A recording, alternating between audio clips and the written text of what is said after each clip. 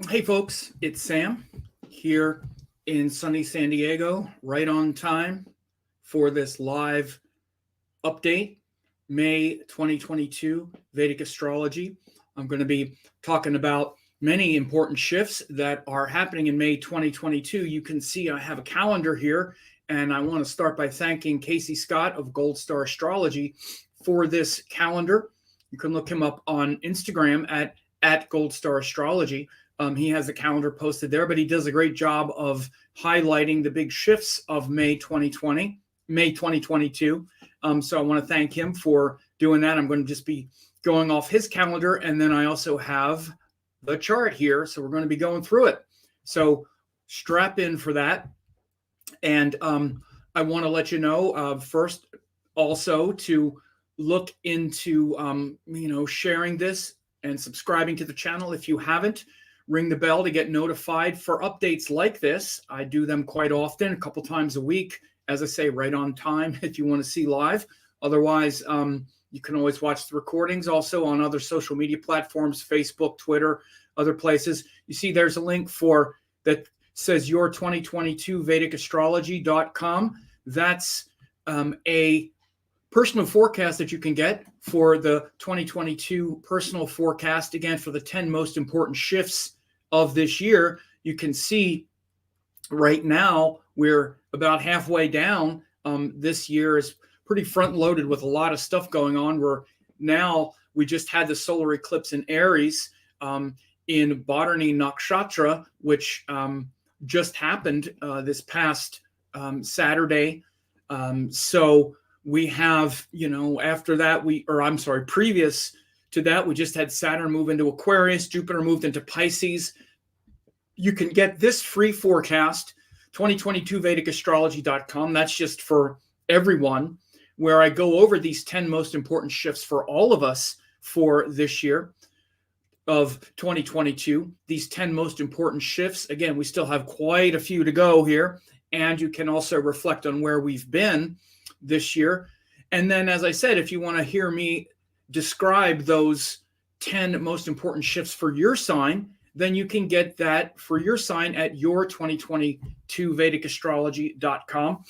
And because everything is contextual, right? Like, for example, all these things I'm talking about now in this May forecast, which is going to include a lunar eclipse in Libra, and it's going to include, Mercury retrograde cycle. All that stuff, by the way, was talked about here because one of the big shifts this year is, you see this one at the very top, practical thinking in progress. One of the big shifts, or one of the most powerful things of 2022, is Mercury spends a lot of time in earth and air signs. And in fact, you can see these dates, 4/24 to 7/1. So since the end of April until early July, Mercury is either in Taurus or Gemini, which is really strong. So all of these Mercury retrograde cycles that are happening in 2022 are happening in signs that are very good for Mercury. So that's one of the things I discussed in the overall forecast. So again, take a little time and spend a little money to get this 2022 personal forecast for your sign as well, and you'll probably be very glad that you did. So let's talk about this overall. We'll just go through this calendar because, again, Casey did a very good job. You see he has a few things highlighted here. It says here on May 10th, Mercury retrograde cycle begins on May 10th. So again, I'm going to bring up the chart to look at these things once I start to run the chart wheel. I'm just going to run this through and then highlight these things that are in this calendar. So again, Mercury retrograde begins May 10th, right? We're going to have the exact Sun-Rahu conjunction May 13th. Again, these are good things to really point out. We're going to have this full moon in Scorpio in Vishaka Nakshatra, this lunar eclipse. So it's happening in Vishaka Nakshatra, and it is in Scorpio, not in Libra. So we'll take a look at that. I assume that's correct. sure. Let's just move through here and take a look. I actually haven't looked. 15. Well, oh yeah, the eclipse will happen right in the very early degrees. So we'll take a look at that. It's very interesting because the sun moon are opposite. It's just in Scorpio. So you can see, let me just look. You can see that this day here, the actual eclipse is going to be in early degrees of Scorpio because that's when the opposition to the sun happens, very early. So we'll talk about that when we get to it.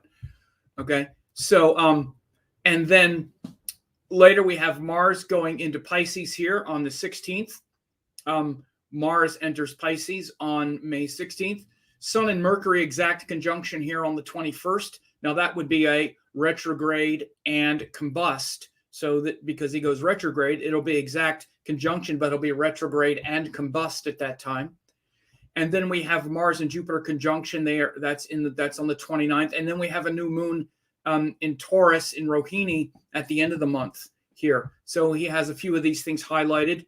Of course, the eclipse, the Mercury retrograde, these two lunation cycles. But these are some very important touchstones along the way that we'll be looking for this month as we go through. So let's bring up the chart here, and let me just go back and start, and I'll just sort of toggle back and forth here. Let me go up to the beginning of the month here. So again, I'm just going to go through, and I'm making this on the 2nd. Few other things I want to look at, though. This is on May 2nd. One thing that's also very important, and it's an interesting holiday. It's called Akshaya Tritiya, and it's happening. Oops, I have this set to the week day. Day. Akshaya Tritiya is actually on May 2nd, and it's when we have the exalted moon and the exalted sun at the same time. Let me bring up something here and just bring up a regular chart here. Shukla Tritiya, what's the time here? 1930. Okay. Yeah, so this, I just went to one big chart. Okay. So this Akshaya Tritiya is actually tomorrow, May 2nd. I'm sorry. It's May 3rd. Excuse me. Day forward. Okay. Yeah, it's May 3rd. Because it's Tritiya. Sorry to be a little discombobulated here. Yeah, it's May 3rd.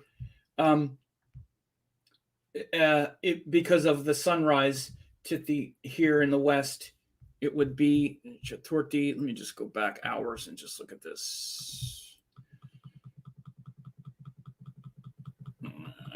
Just Tritiya, or was it today? I'm sorry. Maybe.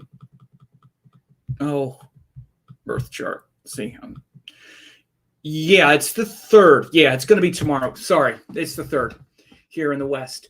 I had to see when the sunrise at Tithi is Tritiya. So again, you base this on the Tithi at sunrise, and the sunrise Tithi tomorrow in the west is going to be Tritiya. So Akshaya Tritiya is on May 3rd.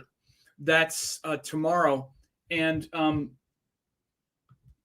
so that's another holiday that we could have put there. And this Akshaya Tritiya is a very auspicious day because it's when you have both the sun and the moon exalted, and you also have enough separation between the sun and the moon where the moon is not still dark. So by the time you hit Tritiya, then you know that the moon is separated far enough away from the sun, and they're both exalted. So on May 3rd, it's a very auspicious day to make purchases, to reach out, to do auspicious things that have to do with your career and your work and your things that you want to give a good result, which of course, we all want things that we're doing to be successful. We don't say, oh, I think I'll start a new business and have it flop, or I'll reach out and try to have this thing be successful and have it screw up. So it's very good for those auspicious things tomorrow, this Tritiya. So as we go forward, you see, as we move the chart forward, let me make this day. Okay. So as we move this forward days, 1 second. Okay. We'll go forward, and you see the first thing that was on the chart that that we were looking at with Casey was the Mercury retrograde begins. That was on the 10th. But we can see here as we go forward each day, the moon is going around, and Sun-Rahu are getting closer. Venus is separating from Jupiter. But we want to also just get an overview of how we're starting this month, because it's also just it's a very auspicious placement. There's a lot of very auspicious placements at the beginning of this month. We have an exalted sun, so we're starting with the sun in Aries, very powerful. So there's a lot of purpose, direction, inspiration, individual clarity. At least you'd like it to be. There's that strong desire and goal to be acting with your sense of vision and having the courage to act upon that at the beginning of May, until the sun goes into Taurus, which is like the 14th. But then we also, again, have this very auspicious Venus-Jupiter conjunction. And that Venus-Jupiter conjunction is there until almost the end of the month, the 20 and until the 23rd. Then Venus goes into Aries. So for most of the month, we have Venus-Jupiter in Pisces. Now, again, this is about as auspicious as it can be. You have an exalted planet with its ruler, right? So all of this Pisces energy is very prominent now.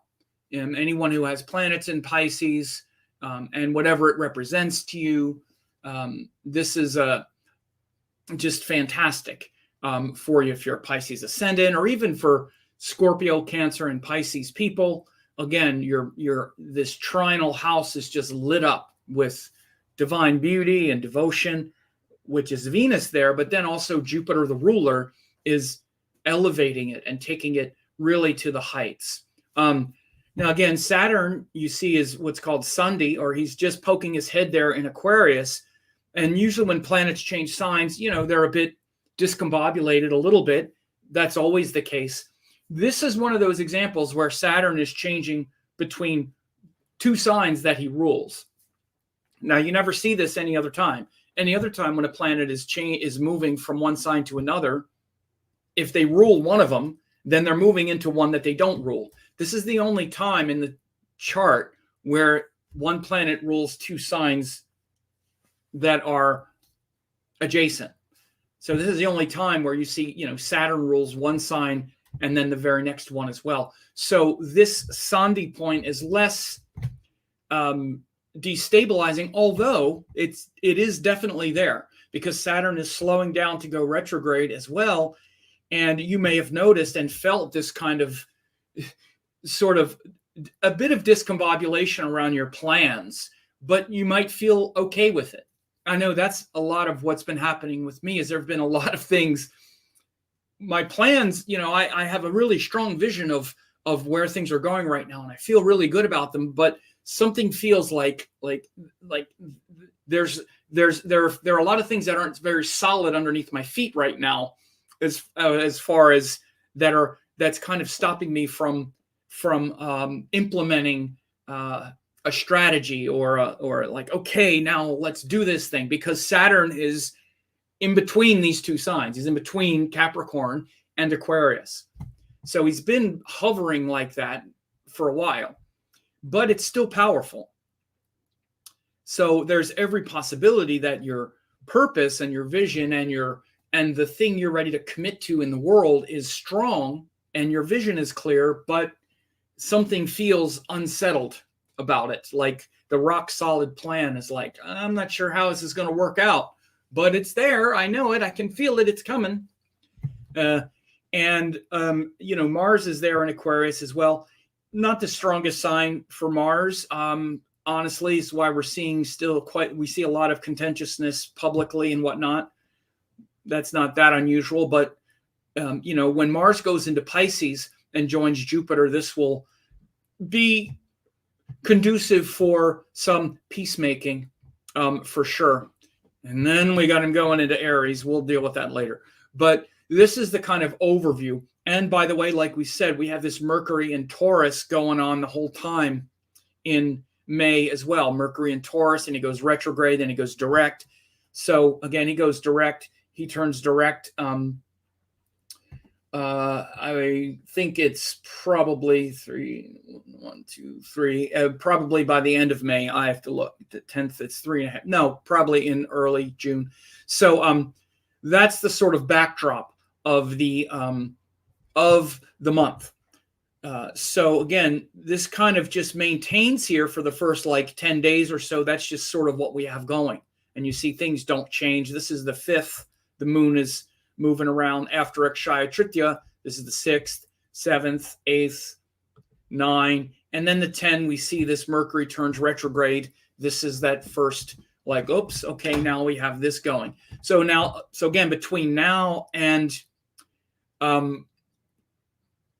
the time Mercury turns retrograde, get some things in line. I have these things going on right now, even with my website and with my business and stuff. There's been, part of the things that has been unsettling some of my plans lately is anticipating, like with my website, there's been this big update that's been happening behind the scenes with the software, with the script that runs my website and things like that. And it's been delaying a lot of things that I've meant to implement. And they've all been at a stage of maybe working out for the last several weeks. And it's delayed several things. And today I just had to send out an email to the people that are members of my school. It's a lot of people. The email is about 1,200 people saying, look, here's why some of these things are delayed. Here's why there's an error. Right now, you're having a hard time finding something because we just had this big update in the script, which is a good thing because you got to get these scripts updated every now and then because they make them more efficient and it's an improvement. What often happens is people will take their site offline while these things are happening. I chose not to do that because I don't want to take everything offline and just kind of deal with things in real time. But I finally just had to say, look, we're getting this worked out, and just kind of let people know. Part of it was, and I'm glad it's getting done now. It's getting done now before Mercury turns retrograde. So we're going to have this stuff done by then. But it's also been kind of like this Saturn changing signs. It's like I've had several things that I've needed to do, literally, that are, like, for example, I had a course and I've been hesitant to finish up one part of the course, which was to give everybody this quiz, which was part of the course. And I haven't done the quiz yet, not because I haven't done it. The quiz is actually ready, but I didn't want to load it into the site and then have the site change and then have the quiz not work. And then I got to deal with all that. It's often better to not do something that's going to then create a mess than to wait and do it until everything is fixed. Another thing is with my member site. Like, I've had a member site where I've been doing daily forecasts for literally 12 years. And I had to stop it, and I was going to move it over, but I can't move it over and then change all these scripts because these scripts are definitely they run something like that. So anyway, just this is how I'm giving you the literal example because this is how even the Saturn, this is an example of how the Saturn changing it's been holding back literally some of the things that I've both needed to do and I'm inspired to do, to also, and I have to do them before I move to the next thing, like getting all these scripts updated. And it's literally kind of like held things at bay, but but I can see what's going on and it's just kind of waiting. And Saturn kind of, again, the delays and waiting and the community, because it's also my school website.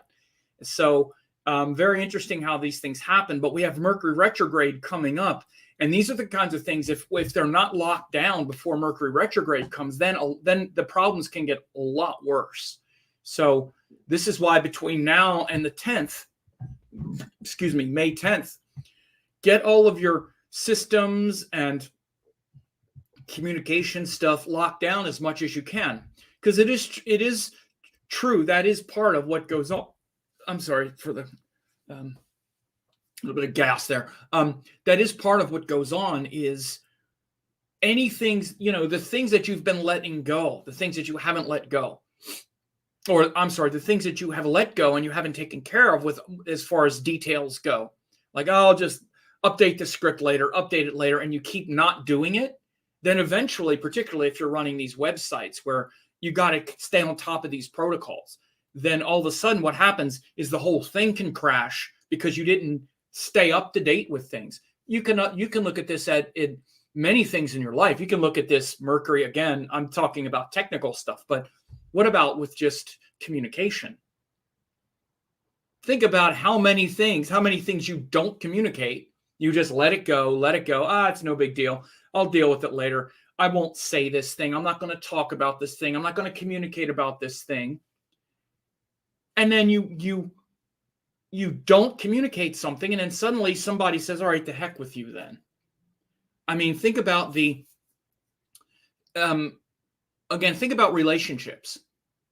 And by the way, something like websites and tech stuff is literally how I'm able to have a relationship, a teacher relationship with all these people. And I'm blessed. I kiss the ground that I cheer the day that all this technology came. It's a true blessing. It's a true blessing. Think about it. We take it for granted, but think about what this technology allows us to do. Even right now, allows me to sit here in my home. I just got off a tennis court. I lost track of time. I looked at the time and it was like 4:30, and I'm like, oh my God, I have to get in my apartment and sit in front of a camera and talk to thousands of people. Like, what an incredible blessing we have right now with all this technology. So it allows us to have a relationship with each other, right? And still live our own life. But this is all Mercury stuff. This is why technology allows us to communicate, and the tools and the systems and staying on top of them is very important. But think about relationships as well, like interpersonal relationships, which is how we can really see this Mercury retrograde. You always hear me talk about it. It's like the voice in your head, and also what you're communicating to others as a result. Think about not updating your relationship. Like, if someone doesn't update the scripts on their websites or keep all of this technology up to date, it'll crash, or they can get hacked, and all this other stuff can happen. What if you don't update your relationship and you don't stay on top of it, and you notice things aren't right, but you don't say anything? You don't want to spend the time doing it. You don't care enough, or you're too lazy, or you just block it out and hope it all works out. Well, eventually it doesn't work out. And the Mercury retrograde stuff, when Mercury turns retrograde, this is where we can feel it. This is where the results of all of those things you haven't been communicating very well comes back. Maybe not harsh or cruel, but again, this is how it becomes personal, your own Mercury. But and wherever Taurus is and all that stuff, this is how it becomes personal beyond just the general. But notice between now and the time Mercury turns retrograde, the people that you're not talking to, that you're not listening to very well, that you're not, again, being kind to, that you're not giving attention to. By the way, I also really backed up and noticed a lot of those things the last couple of days. I've sent out several different updates. I actually noticed today, interesting, I'm talking about this because the last couple of days, I actually really was like, oh, there's all this stuff I hadn't been doing because of these delays. I've actually been quite distracted and sidetracked by all this other stuff. And there were people that signed up for my certification course that I have to reach out to again and make sure that some things are going on that I hadn't. And I'm doing it now. I got hyper vigilant to this last couple of days. And I think it's because Saturn has now moved into Aquarius. I was just kind of in a kind of haze a little bit about it for a while and overlooking it and not paying attention. So get on it. Pay attention to details. Pay attention to the things you're not communicating right now before we get to May 10th. Because May 10th, it's going to come home to you. Here's some green juice for you today. We got some major green juice.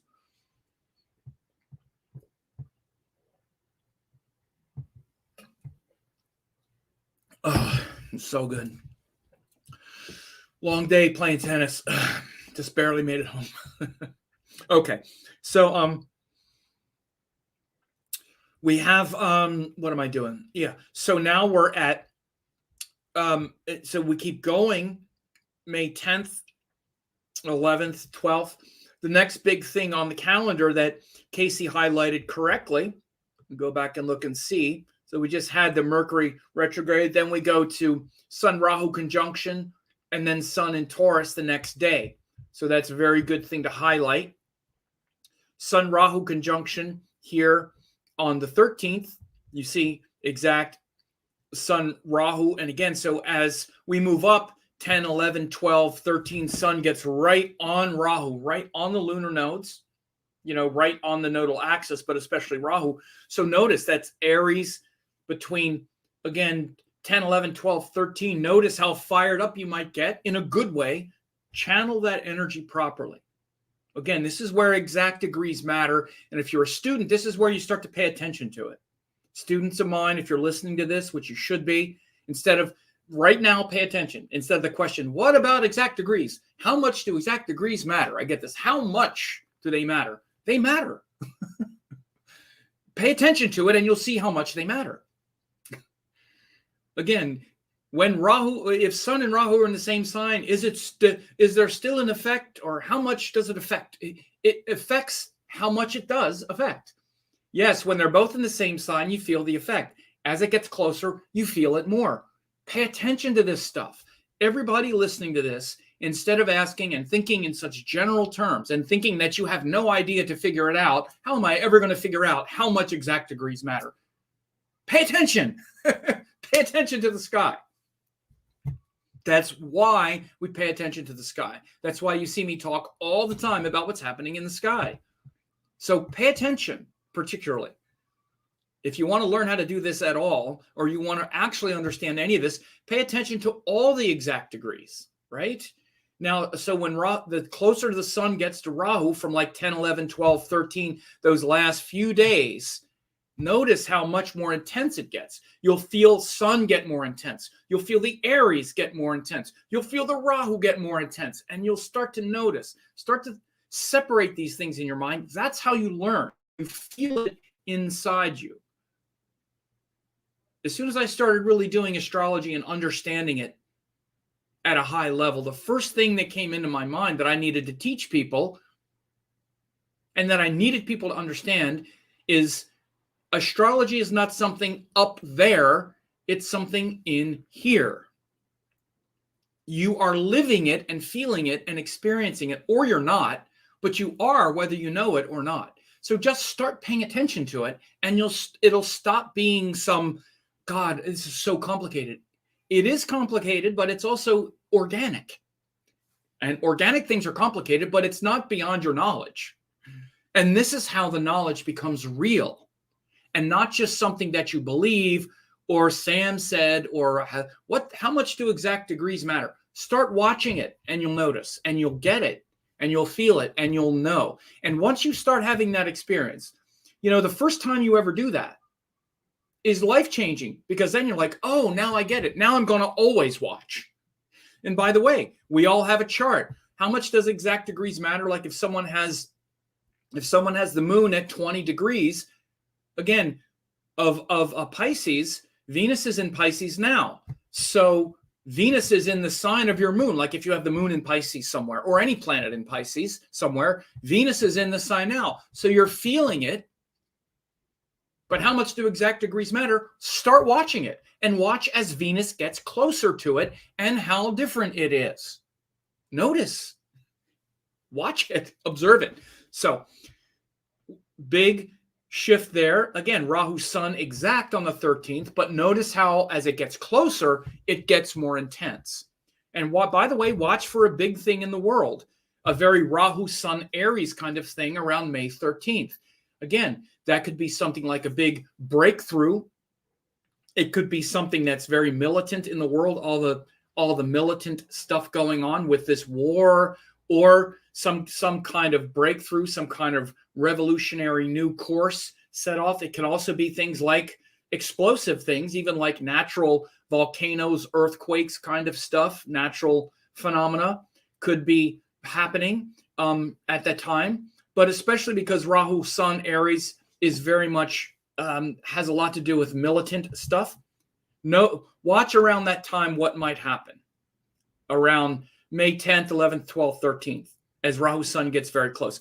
Now, again, as Casey also said, the next day, by the end of the day at least, we have the Sun enters Taurus again later in the day. This is 29:51. So by the end of the day, by the end of the 14th, the Sun is in Taurus. So now we have that shift. Now the energy is moving a little bit out of the Aries, and now we're seeing the shift over into the Taurus energy where Sun and Mercury are both there, right? Sun and Mercury are both in Taurus at that time. But we also have this full moon and eclipse in Scorpio in Vishaka, and this full moon is also a lunar eclipse, and that happens again very early. We'll get the exact hours here. This is in California time because, I'm the center of the universe, in case you were wondering. It's all happening here, baby. Let me take another drink.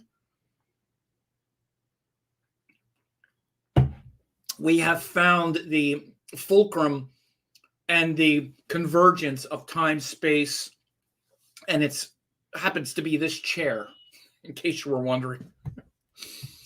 So you can see around 9:30 p.m. You see the Sun at about 1:08 and the Moon about 1:18. So it winds up starting, around this time. This is Pacific time on the 15th at night.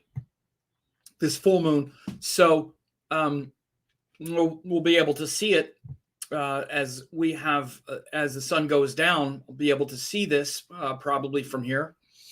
I think actually I don't know if it's visible from here or not, but should be.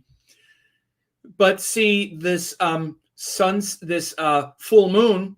I'll do an update on this lunar eclipse. But again, this is the halfway point in the Aries cycle. So the new moon started on the new moon eclipse in Aries that we just had on Saturday, and then the full moon eclipse happens in the 8th from it in early Scorpio. So this is pretty.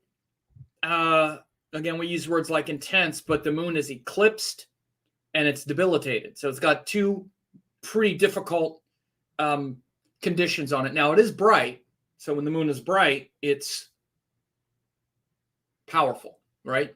But it's eclipsed by K2. Again, we'll do more about that. But this is obviously a big shift or a big focal point around the middle of the month. Full moons in general are big. And it's really the time to align with, try to integrate this individuality, this at times perhaps militant individualism that is seen by, the new moon and the eclipse in Aries. Again, this lunation cycle is one of the most prominent of the year because it's an eclipse cycle. So we have new moons and full moons every month. Obviously, the word month comes from moon, but they're not all part of an eclipse. So when the lunations hit the nodal axis, that's when we have the eclipses, and the year becomes very dominated by these lunations. So again, right now we're in the eclipse time. And so the whole month is really also, quite dominated by this Aries cycle, this Aries lunation cycle, which began on the last day of April with an eclipse. So it doesn't resolve and end until the next new moon, which happens on the last day of May. So again, the whole month of May is dominated by this theme of trying to harmonize a sort of militant individualism and align with pure identity, pure truth, pure wisdom and dharma beyond the self-aggrandizing narcissism of Aries and this, centralized fixation on yourself, like everything is revolving around me. I made a joke earlier that, here's the center of the universe right here. But we all think it. We all think it's all happening for me. Now, we don't think it actually, but we live as if that's the truth. And it's okay as long as we remember who we really are, then everything becomes easy. Then that self-referential point is the self, the true self, not the limited self. So this month is really dominated by all of these kinds of themes of the frustration of Aries because I'm not this strong individual, because I'm never going to win this struggle that I'm having with other people or with things not working out and frustrations and stuff like that. It's never going to work. Well, I need to realize it's never going to work and connect with that which is going to work, which will always work, which is beyond and transcendent of my limited self and individuality. I did a entire teaching and video update on the lunar and on the solar eclipse in Aries, which you should listen to. This lunar eclipse is a reflection back, which is harmonizing back. And in this case, the harmonizing back is something that's more intense than the Libra, whereas Libra is opposite Aries. This lunar eclipse is reflecting back Scorpio energy, which is also ruled by Mars, which is saying, well, maybe you're frustrated with all this stuff, but be careful because people are out to get you, or I don't know, whatever it might be. It makes it a difficult lunar eclipse. I'll talk more about that, but notice around the middle of the month, things working to a sort of frustrated crescendo around that time. Again, though, one thing to really understand, rely on all of this wisdom and teaching and power that's going on. We have this beautiful Venus-Jupiter all month. So again, I talked about this even in my Aries solar eclipse video, that this was an amazing time right now for spiritual practice, surrender, tuning in, devotion. There's enormous power there right now. It takes hardly no effort to really surrender, even with Saturn in this liminal space, in this space between two of his signs. Our foothold in the tangible world is kind of tenuous, but our foothold in the transcendent is powerful. So it's very easy for this Mars frustration to be channeled towards something cosmic. Again, if you don't have the spiritual practice and you don't meditate and you don't do that stuff, then it's hard. It can be hard. But if you do, tune into that right now, because it's very, very palpable now. So then after that, Mars enters Pisces. Oops, this is hours. Let me move this back so we're not in the end of the day. Okay. Hours and days and hours and days. So the next day we have this Mars moves into Pisces, 16th, 17th. You see there for a few days, look, actually for like a week, we have Mars, Jupiter, and Venus all in Pisces. Let's move this forward. Look, boom. So until the 23rd, Mars, Jupiter, Venus are all in Pisces. See that? So again, very powerful Pisces energy, and Mars is quite strong in Pisces because Mars gives that, again, courage, discipline. Mars is with Jupiter. Best conjunction for Mars is Jupiter because, Jupiter is the teachings and it's like the big brother. Mars is like the little brother and Jupiter is like the big brother that channels the aggression of Mars into good teachings, good conduct, morality, fighting for a just cause. In Pisces, it's even very devotional, like the spiritual warrior, very devotional and very disciplined about spiritual teachings. Again, Pisces is where we really feel like we like we want to be of service, because this world can be very painful in many ways. This world is painful. And Pisces is where we can feel that pain of this world, the disappointment of the world, the disappointment in others, the disappointment in ourselves, and not really know what to do about it, actually. And that's why when planets are, overwhelmed here, we can just be like, oh, I'm so sad and disappointed. I just want to escape, drown my sorrows and whatnot. But Mars isn't that way. Mars is like, well, okay, I'm looking for something to fight for, or to redeem this, or to have courage in the face of that, and to be energized by it.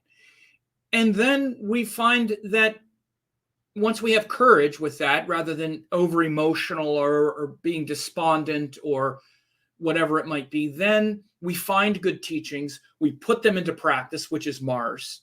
We actually do the hard work rather than just get it all emotional about it.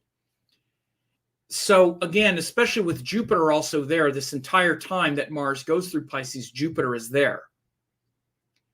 Very auspicious for the next 6 weeks, starting on the 16th or so. So starting on the 16th, the next 6 weeks or so, as Mars goes through as Mars goes through Pisces with Jupiter, wherever this sign is in your chart, very powerful time to instill good teachings. And particularly if you're one of the water signs, if you're a Pisces, an Aries, or a Cancer, this is very uplifting, can help to install not just inspiration, but also the discipline and strength to carry it out, and establish your daily sadhana and spiritual practice as a yogi, and as someone who is really here to elevate and transform their life. And then things kind of go along. As you see, we have the moon keeps going. It joins Saturn here, the 22nd. So here's in the calendar here on the 21st, indicated here that Sun-Rahu, Sun-Mercury join exact. This is a good example of retrograde and combust, because where we are on the Earth, Mercury's retrograde, and then he's combust. He comes in exact alignment with the Sun. Then he keeps going back. So this exact alignment with the Sun in Mercury's retrograde cycle, again, he's retrograde and combust, happens on the 22nd. And again, that really just shows a strong concentration of Mercury energy. His retrograde cycle is where we need to tune in, to reflect, to listen better, to adjust to things. And we'll see that on the 21st. It'll be right in the middle of that. And it'll be a time when Mercury's energy is exact to the Sun. Again, pay attention to these exact degrees that we're talking about here. And then the next big shift is Venus goes into Aries here on the 23rd. Now Venus leaves its exaltation, goes into Aries. Again, a good way to test the exact degrees. Venus is in the same sign as Rahu, but look how far the degrees are at this point at first. Yeah, they're both still in Aries, and yeah, you feel it. So again, the question, how much does it matter? It matters as much as it matters. They're still in the same sign, and they're far apart. Watch what happens when they get closer. Start to notice, as Venus gets closer to Rahu, what changes. With Venus, with Rahu, with Aries influence, this is how you know, because it becomes something that's alive in you, right? But you'll feel the shift on the 23rd, 24th. So again, what happens when planets are shifting? So there's 2 days where they kind of shift. The 22nd and the 23rd, both of those days, Venus is sort of in transit. By the 24th, she'll be set up there. 22, 23, the Venus stuff is starting to shift, and that devotion is going to start to and that transcendent state that you've been in, and that like everything's so beautiful, blah, blah, is going to start to shift. It's going to get into wanting to get born into Aries and be enthusiastic about, okay, now how do I satisfy and live this beauty, right? Venus goes into Aries, and then that's the change that happens when it goes from Pisces to Aries. Pisces, it's everything is beautiful. Everything, I'm happy for no reason. Everything is mystical and beautiful, and I want to take birth in order to experience it, right? So it goes into Aries. It's like, okay, now that I've felt that sort of cosmic beauty, now I want some of it for me. Now give me some of it. Gimme, gimme, gimme, gimme, gimme. I'm thinking of a Kate Bush song right now, but I'm not going to sing it. It's too weird. I'm just too weird. Oh, but I really can't be bothered. Oh, just give it, gimme, gimme, gimme, gimme. Give it to me, gimme, gimme, gimme. Kate Bush. Okay, so now it continues. We'll just watch here. The next couple highlights, as we see, actually has to do with Mars-Jupiter conjunction and then that new moon at the end of the month.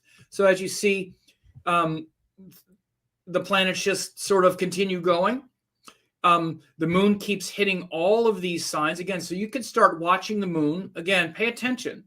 The moon is going to hit all this chain of planets. We have all these planets in a row. Starting from Aquarius, we have all these planets. Start noticing on the 22nd, it's moon Saturn.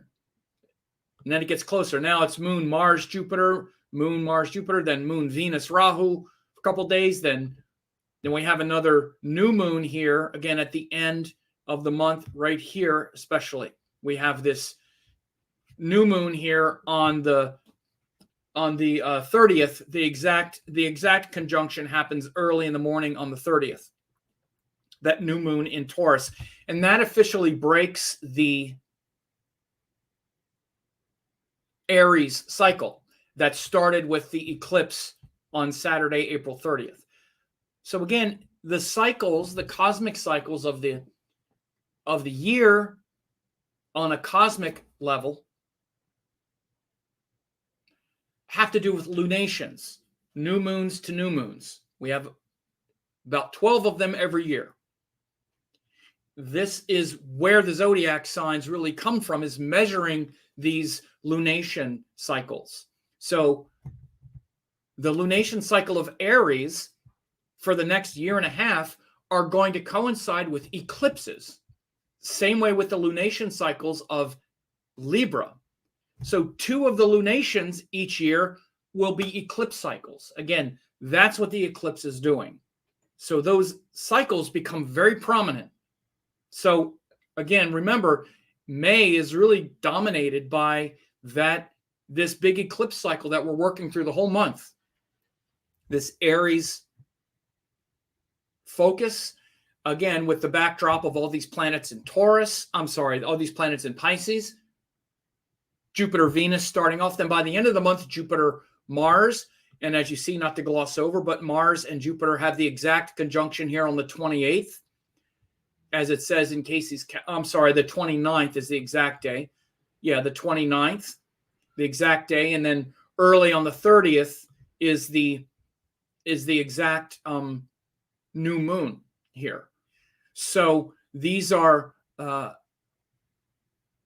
that exact new moon will start the new cycle of Taurus, which of course I'll talk more about. But this is, again, then how the year moves from Aries to Taurus. And that new moon that happens in Aries is like the new year. It's like the beginning. It's like the birth of the new year. Again, it happens around spring, but it's coordinated with a lunation cycle. It's not just the vernal equinox, because the vernal equinox is just the Earth going around the sun. You need to have the sun and moon line up. Now you have a beginning, right? Because now we have the sun and moon also lining up. So again, watch the exact degrees as well if you want to learn a lesson. Again, notice how with this Mars Jupiter, how much do exact degrees matter? Well, start noticing Mars well, on the 22nd, Mars is like 4 degrees of Pisces, Jupiter is 8. Notice how from the 22nd to like the 29th, 28th, 29th, Mars, Jupiter starts to get more and more, especially here on the 27th, the 28th. Look at that. They're almost exact. They're within 1 degree. So again, you'll notice how Mars starts to kind of agitate those teachings of Jupiter. It kind of, again, agitates the teachings in the guru a little bit.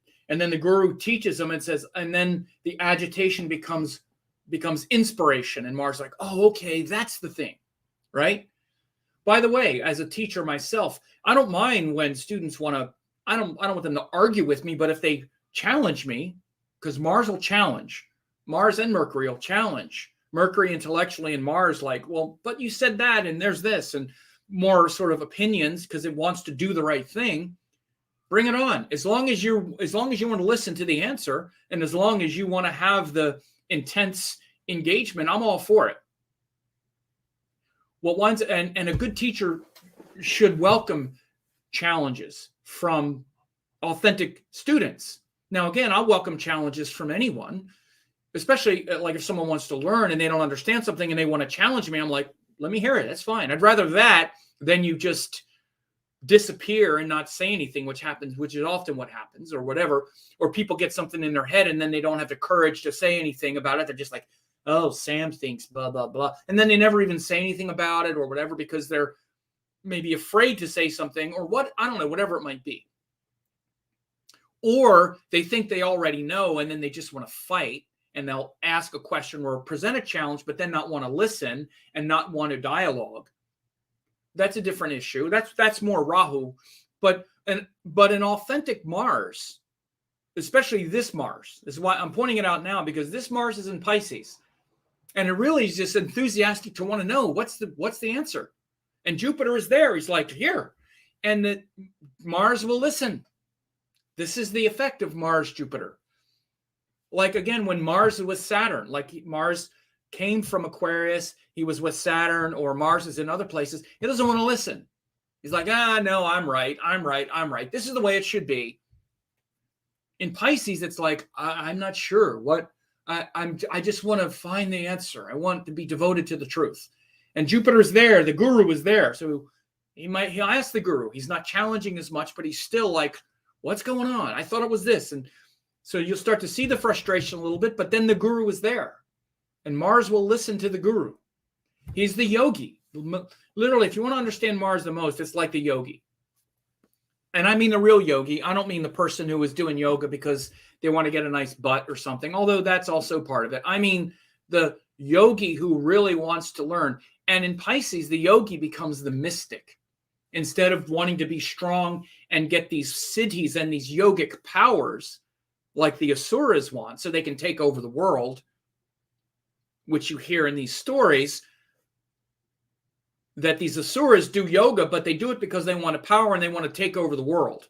No, in Pisces, we do the yogic powers because we want liberation, because the yogi becomes the mystic, and even the asura becomes the mystic. Everyone becomes the mystic in Pisces. In general, that's what happens. When Jupiter is there, forget it. It's not just becomes the mystic, but the guru is now leading the yogi to become the mystic. Don't overlook this possibility and this potential. It does not happen very often. Jupiter is not in Pisces, but once every 12 years. And half the time, Mars doesn't join him there because Mars takes 2 years to go around the zodiac. So don't overlook that possibility and that potential. It's real and it's rare. Every 12 years, maybe every 24 years. I haven't looked, but it's probably every 24 years because there's no guarantee that Mars is going to be with Jupiter every time Jupiter is in Pisces. So this is not